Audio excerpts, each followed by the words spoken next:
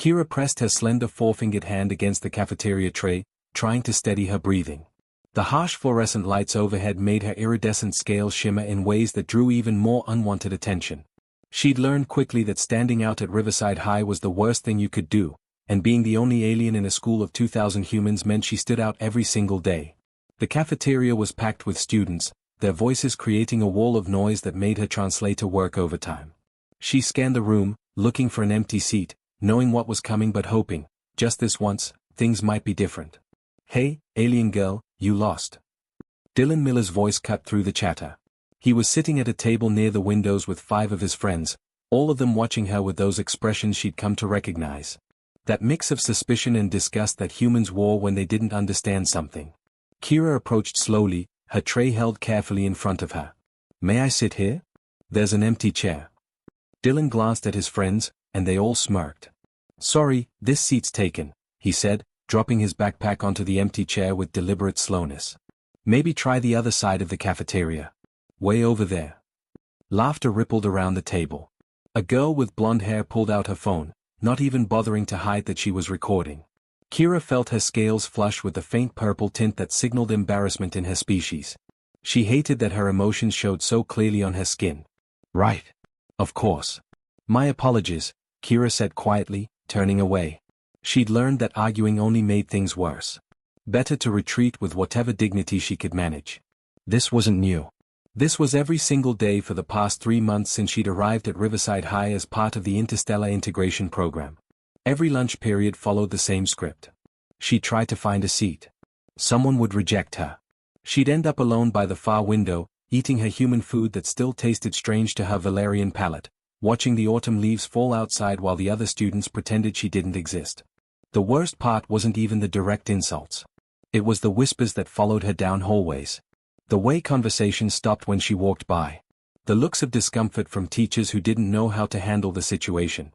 The photos and videos that ended up on social media with captions she tried not to read but somehow always saw. "E.T. goes to high school.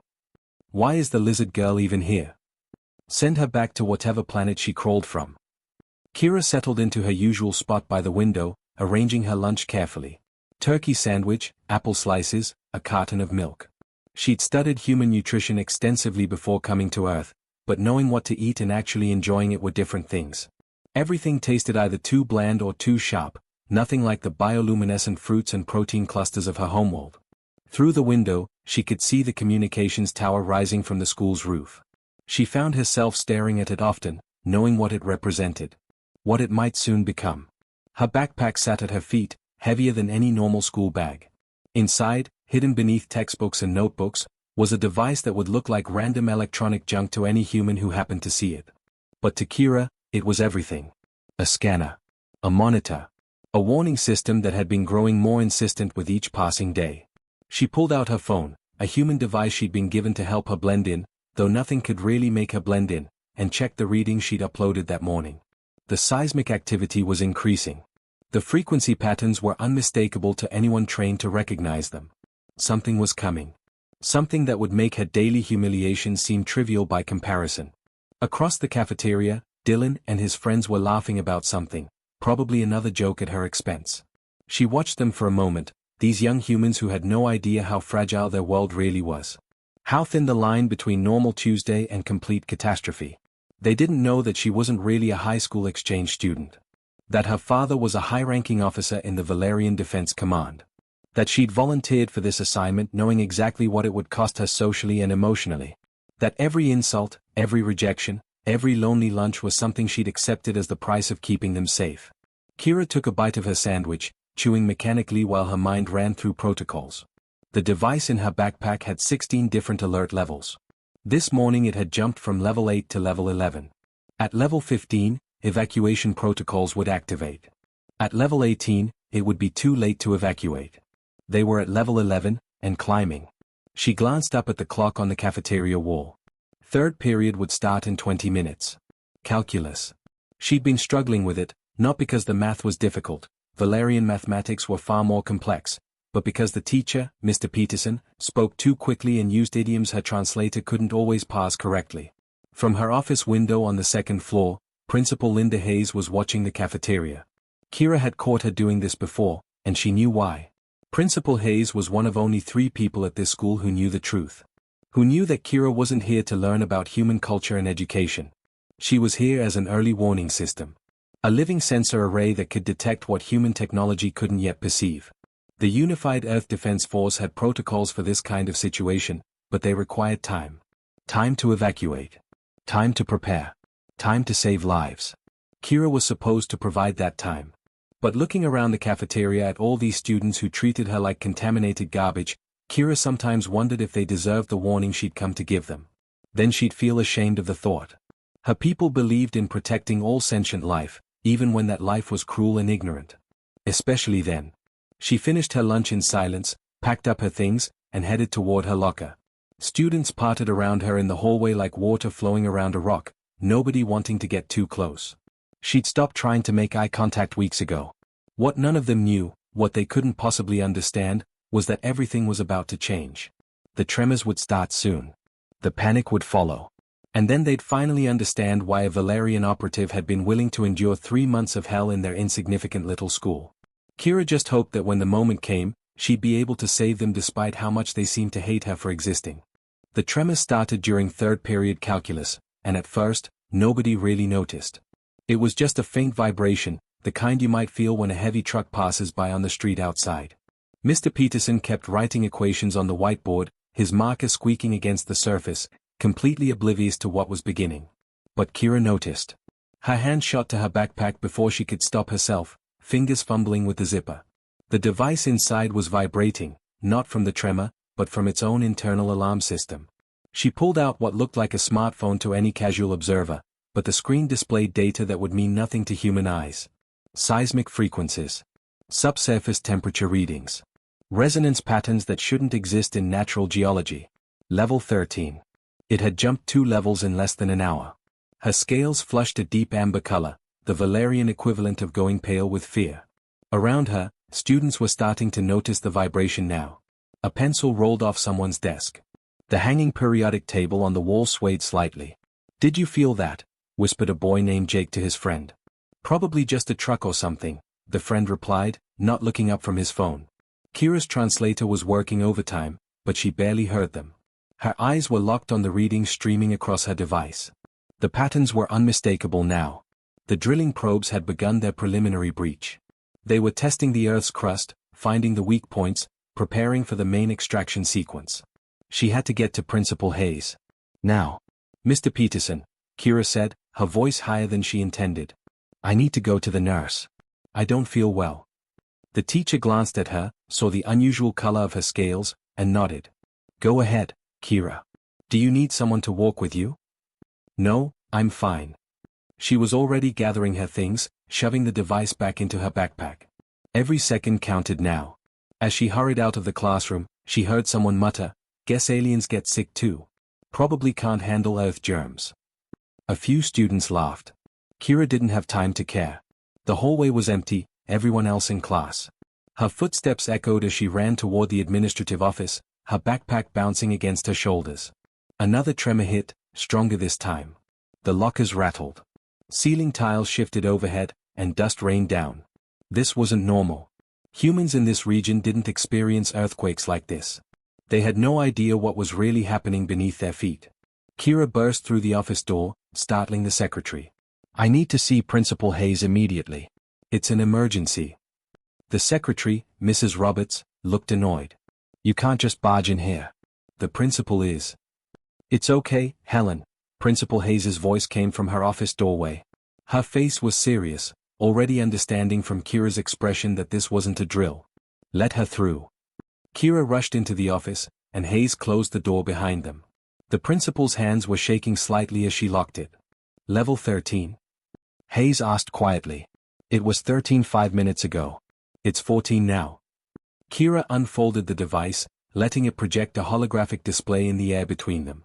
The image showed a cross-section of Earth's crust beneath the school, with pulsing red marks indicating the probe locations. "They're here, Principal Hayes. The Dracathul mining probes. 3 of them, positioned in a triangular formation around the rare earth deposits beneath the tectonic plate." Hayes stared at the display, her face draining of color. The UEDF said we'd have more warning. They said their satellites would detect any approach. The Drakathul use quantum tunneling for their initial probe deployment. They don't come from above. They come from subspace directly into the planetary crust. Kira's fingers danced across the holographic controls, pulling up new data. Once they begin the main extraction sequence, they'll superheat the deposits to convert them to gaseous form. The thermal expansion will trigger a cascading tectonic failure. In English, please, Hayes said, though her voice suggested she already understood. Everything for 200 kilometers will collapse. Buildings, roads, everything. The ground will essentially turn to liquid. 4 million people live in this radius, Principal Hayes. 4 million humans who have no idea they're about to die. Another tremor shook the building, stronger than the last. Hayes grabbed her desk to steady herself. When? Kira checked the readings again, her heart sinking.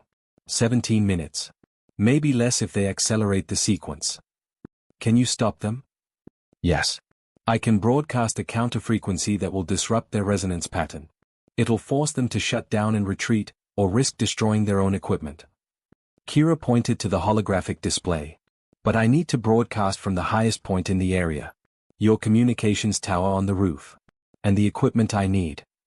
She trailed off, pulling components from her backpack. They looked impossibly heavy, made from materials that seemed to shimmer and shift in the light. It's too heavy for me to carry alone. I need help. Hayes was already moving toward the door. How many people? 4. Strong ones. And Principal Hayes, Kira's voice cracked slightly. They're not going to want to help me. You know how they treat me. The principal paused, her hand on the doorknob. For a moment, something like shame crossed her face. She'd seen the bullying, the isolation. She'd done nothing substantial to stop it, telling herself that integration was hard, that kids needed time to adjust, that Kira seemed to be handling it okay. Now that inaction felt like a weight on her chest. They'll help, Hayes said firmly, though she didn't sound entirely convinced. Because if they don't, they'll die. Their families will die. Everyone they know will die. Even teenage stupidity has limits. Another tremor, the strongest yet. Books fell from shelves. The window cracked. Somewhere in the building, a fire alarm started blaring. Kira checked her device again. 16 minutes. We need to move now. Principal Hayes threw open her office door and ran toward the cafeteria, Kira close behind her. The lunch period had started, and the cafeteria would be full. Full of students who'd spent 3 months making Kira's life miserable. Students who were to learn that the alien girl they'd mocked was the only thing standing between them and oblivion. As they ran, Kira felt the device in her hands growing warmer. The probes accelerating their sequence. The Drakathul must have detected something, maybe her scans, maybe the increased seismic activity they were causing. Either way, they were moving faster than projected. 15 minutes. The cafeteria doors loomed ahead. Through the small windows, Kira could see students milling around, some looking worried about the tremors, others laughing and eating like nothing was wrong. She saw Dylan at his usual table. Jake and his friends nearby. All the faces that had sneered at her, ignored her, made her feel like she was nothing. Now she had to convince them to trust her with their lives. Principal Hayes grabbed the door handle, took a deep breath, and pulled it open. The noise of the cafeteria washed over them, hundreds of teenage voices talking, laughing, arguing. 14 minutes until the world ended. And everything depended on whether the students who hated Kira could put that hatred aside long enough to let her save them. Principal Hayes didn't walk into that cafeteria. She exploded through the doors like a bomb had gone off, her professional composure completely shattered. Her hair was disheveled, her face was flushed, and her eyes were wide with the kind of fear that made everyone stop talking immediately. Everyone evacuate to the gymnasium right now. Her voice cracked on the last word, raw and desperate. This is not a drill. Move. Now. For a second, nobody moved. They just stared at her, forks halfway to mouths, drinks frozen in mid-sip. Principal Hayes was always calm, always collected. Seeing her like this was like watching a statue suddenly come to life and start screaming. Then the tremor hit. This wasn't like the small vibrations from before. This was a real earthquake, powerful enough that tables shifted across the floor with harsh scraping sounds. The windows along the east wall exploded inward, showering students with glass. Someone's lunch tray flew off the table and clattered to the floor. The fluorescent lights overhead swung violently, casting crazy shadows everywhere. Students started screaming. Chairs toppled as everyone jumped up at once. The cafeteria descended into pure chaos, bodies pushing, shoving, everyone trying to get to the exits at the same time. A girl near the windows was crying, blood running down her arm from a glass cut. Two boys collided with each other and went sprawling. Stop. Hayes's voice somehow cut through the panic. Listen to me. You need to get to the gymnasium in an orderly fashion or people are going to get trampled. Move quickly but move smart. The students started flowing toward the exits, but their eyes were filled with terror. Most of them had never experienced an earthquake before. This was supposed to be a quiet town where nothing exciting ever happened. Kira stood near the entrance, her backpack already open, components of her device spreading across the floor like technological flowers blooming. Her scales were flashing amber and deep purple in alternating waves, the Valerian distress signal. To the students rushing past her, she looked almost like a warning beacon. Several students veered away from her instinctively, even in their panic. The alien girl was still someone to avoid, earthquake or not. Principal Hayes grabbed Kira's shoulder. Tell me exactly what you need. 4 students. Strong ones. The main broadcasting unit weighs 200 kilograms even with anti-gravity assist. The dampeners are 50 kilograms each, and we need 4 of them positioned at the building's corners. Kira was assembling components as she spoke, her four-fingered hands moving with practiced precision. 15 minutes, Principal Hayes. Maybe less. Hayes turned to face the fleeing students. Most had already evacuated, but there were still maybe 30 kids in the cafeteria, the slower ones, the ones who'd been farther from the exits. I need 4 volunteers. Hayes shouted. 4 strong students to help carry equipment to the roof. Right now. The students who remained stared at her like she'd lost her mind. Help carry equipment? During an earthquake? When everyone else was evacuating to safety. Silence.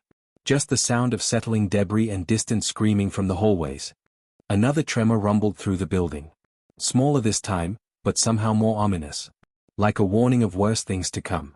Dylan Miller was still there, pressed against the wall near the serving line. He looked at Kira, then at Principal Hayes, then back at Kira. You want us to help the alien? Are you serious right now? Yes, Dylan, I'm completely serious. Hayes's voice had gone cold and hard. Kira detected what's causing these earthquakes. She's been monitoring it for 3 months. There are alien mining probes beneath us, hostile ones, and if they complete their drilling sequence, this entire region will be destroyed. Not damaged. Destroyed. The ground will liquefy. Every building will collapse. 4 million people will die in the next 14 minutes unless Kira can stop them. The remaining students just stared. The words were too big, too impossible to process. Alien mining probes? 4 million people? This was supposed to be a normal Tuesday. Jake Anderson spoke up from near the broken windows. Why should we believe that? How do we know this isn't some prank or? The building groaned. Not shook. Groaned. Like a living thing in pain.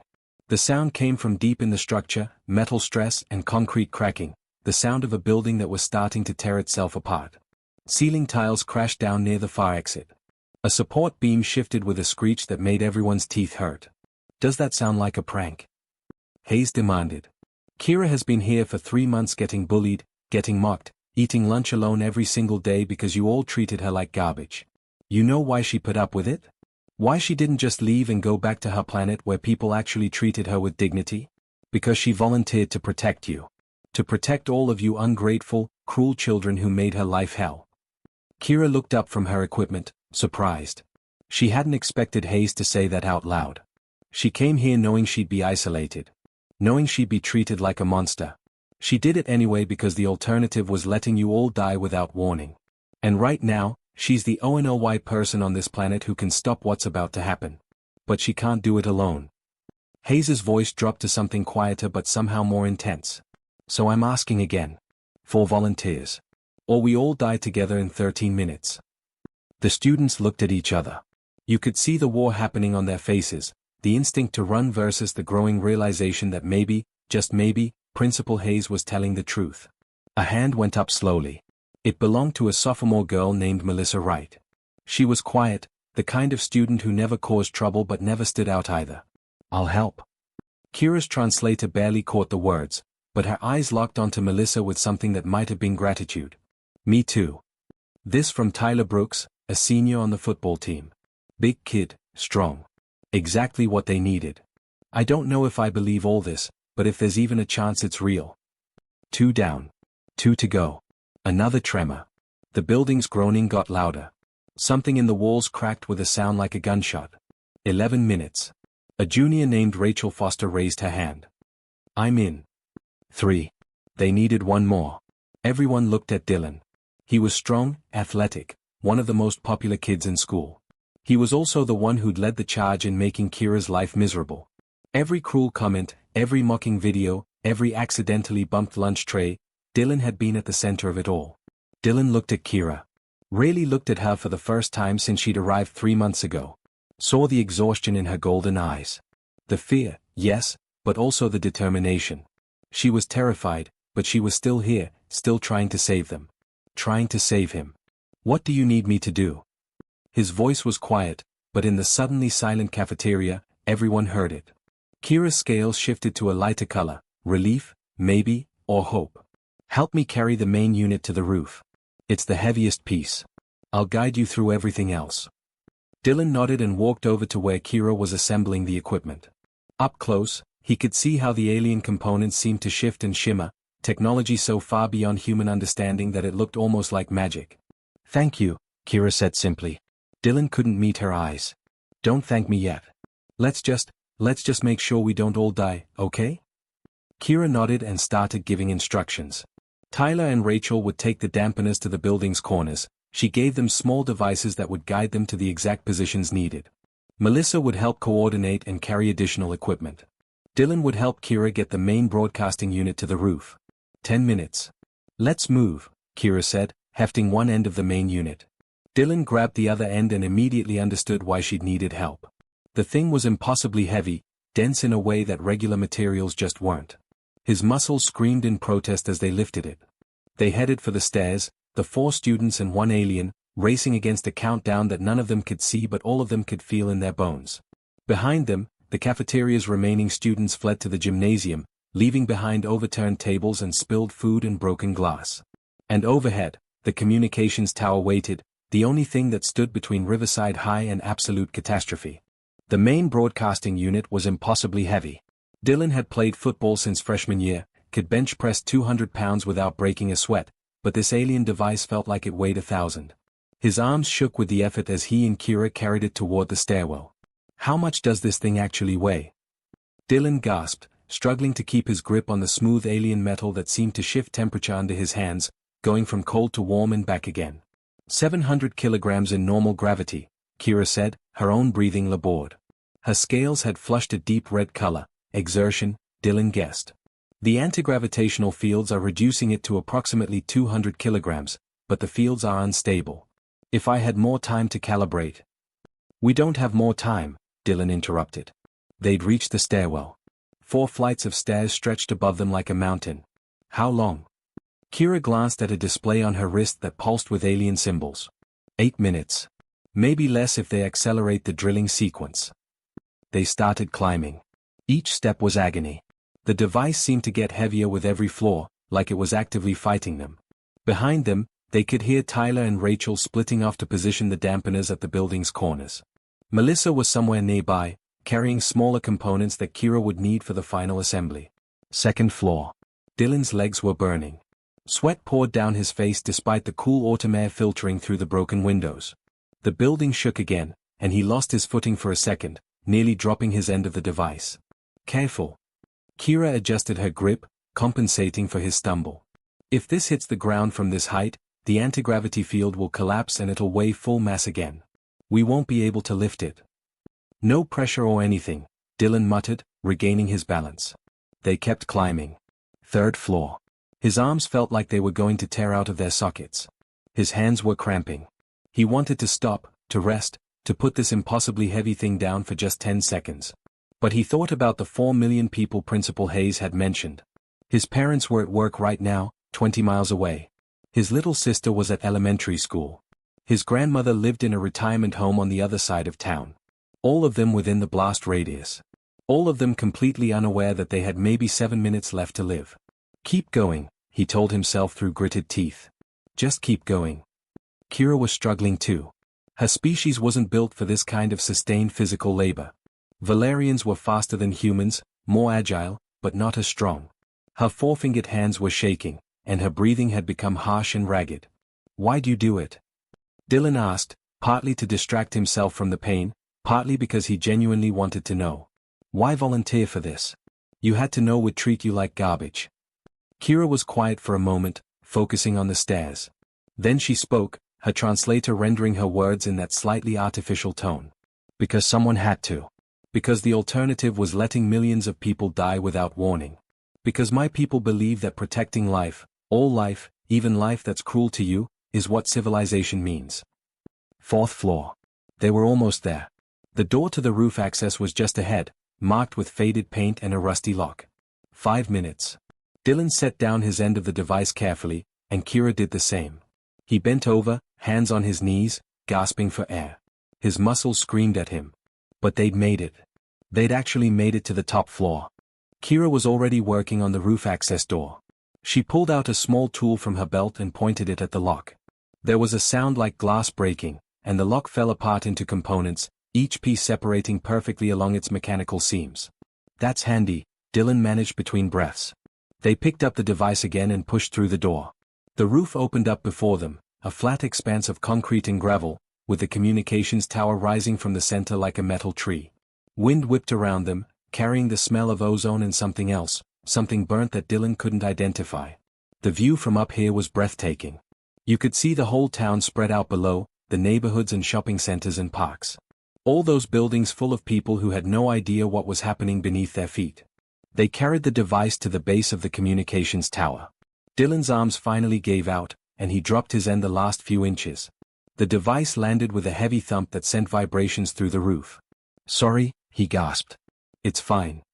Kira was already unpacking components, her hands moving with desperate speed. Panels opened on the main unit, revealing an interior that seemed to contain more space than should have been physically possible. Lights pulsed inside, colors that Dylan didn't have names for. Melissa burst through the roof access door, carrying an armful of smaller devices. "I've got the auxiliary components." "Good. Set them in a circle around the main unit, about 2 meters out." Kira pointed to specific spots, and Melissa started placing the devices. Each one activated as it touched the roof, extending small legs and anchoring itself to the concrete. 4 minutes. Tyler's voice crackled over the radio that Kira had given him. "North dampener in position." Rachel's voice followed seconds later. "West dampener placed. East dampener secure."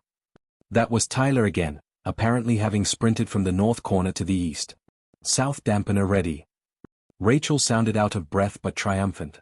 Kira's fingers flew across the holographic display that had materialized above the main unit. Dylan watched, fascinated despite the terror, as alien symbols scrolled past faster than he could track. The device was powering up, he could feel it now, a vibration in his bones that resonated at a frequency just below hearing. 3 minutes. "It's not enough," Kira said suddenly, her voice filled with dread. Dylan's stomach dropped. "The dampeners are in position but the power output, I calculated wrong. The probe configuration is different than standard Drakathul patterns. They've modified their equipment." The device hummed louder, and the air around them began to shimmer with heat distortion. Through the roof, Dylan could feel the building shaking continuously now, a constant tremor that made standing difficult. "What do we need?" Dylan asked. "More power? Can we plug it into the school's electrical system or?" "It wouldn't be compatible. The frequencies are wrong." Kira was pulling something from her backpack, a crystalline object about the size of a baseball that glowed with internal light. Dylan could see her hands shaking as she held it. "There's one option. My emergency beacon. It contains a compressed exotic matter power cell. If I integrate it into the broadcasting unit, it should provide enough energy." "So do it," Melissa urged. "You don't understand." Kira's scales had gone pale, almost translucent. "This beacon is my only way to call for evacuation if something goes wrong. If I use it for this, I'll have no way to signal my people. If the broadcast fails, if the probes overwhelm the counter frequency, I'll be trapped here when." She didn't finish the sentence. She didn't need to. 2 minutes. Dylan understood. She was about to destroy her only lifeline. If this didn't work, she'd die here with the rest of them. No escape. No rescue. She'd be making herself just as trapped as every human in the blast radius. "Kira," he said quietly. I'm sorry. For everything. For how we treated you. For making your life hell. You didn't deserve any of it. She looked at him, those golden eyes meeting his for what might be the last time. I know, she said simply. But thank you for saying it. Then she raised the crystal above her head and brought it down hard against the broadcasting unit. The crystal shattered into 1,000 fragments, and blue energy exploded outward like a miniature sun being born on the roof of Riverside High. The blue energy from the shattered crystal flowed like liquid lightning into the broadcasting unit, and Dylan had to shield his eyes from the intensity. The device roared to life with a sound that wasn't quite mechanical and wasn't quite organic, something in between that made his teeth ache and his bones vibrate. The counter-frequency broadcast shot down through the roof, through the floors below, through the foundation, piercing deep into the Earth's crust where the hostile probes were drilling. For a moment, nothing happened. The building continued to shake. The device continued to scream its alien frequency into the ground. Kira stood with her hands on the broadcasting unit, her scales flashing through colors Dylan had never seen before, stress patterns, he realized, her body's way of processing the terror of what she'd just done. Then, suddenly, everything stopped. The tremors ceased. The groaning of stressed metal and concrete fell silent. Even the wind seemed to pause, as if the whole world was holding its breath. Kira checked her wrist display, her hands shaking so badly she could barely read it. "They're retreating," she whispered. The probes detected the counter-frequency. Their drilling mechanisms shut down automatically to prevent self-destruction. They're withdrawing into subspace. Dylan sat down hard on the roof, his legs finally giving out completely. "We did it? We actually did it. We did it." Melissa started laughing, a slightly hysterical sound that might have been part crying. "Oh my God, we actually saved everyone." Tyler's voice came over the radio, excited and confused. The shaking stopped. "Kira, did it work?" "It worked," Kira confirmed, and for the first time since Dylan had met her 3 months ago, she smiled. It was a strange expression on her alien features, but unmistakably genuine. "You all did perfectly. The dampeners held. The broadcast reached sufficient strength. The probes are gone." Rachel's voice joined Tyler's on the radio. "So we're not going to die?" "Not today," Kira said softly. Down in the gymnasium, 2,000 students were packed together, most of them crying or praying or holding on to each other. The tremors had terrified them, and Principal Hayes' cryptic warnings about alien mining probes had sounded like the ravings of someone who'd lost their mind. But the shaking had stopped, and slowly, confused relief was spreading through the crowd. Principal Hayes stood at the front of the gymnasium, looking at her phone where Kira had just sent a text message confirming the mission's success. She closed her eyes for a moment, letting the weight of it sink in. 4 million lives. That's what had been at stake. 4 million people who would have died if not for one alien girl and 4 students brave enough to trust her. Hayes picked up the microphone. "Everyone, please settle down. I need your attention."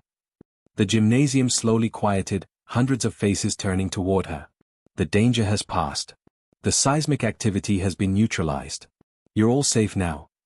Questions erupted from every direction. What happened? Was it really aliens? Why did the shaking stop? Are our families okay?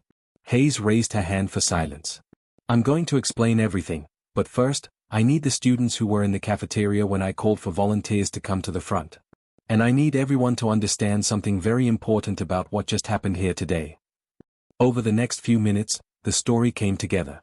Dylan, Melissa, Tyler, and Rachel made their way through the crowd to stand beside Principal Hayes. Kira came last, descending from the roof, her scales dim with exhaustion but her head held high.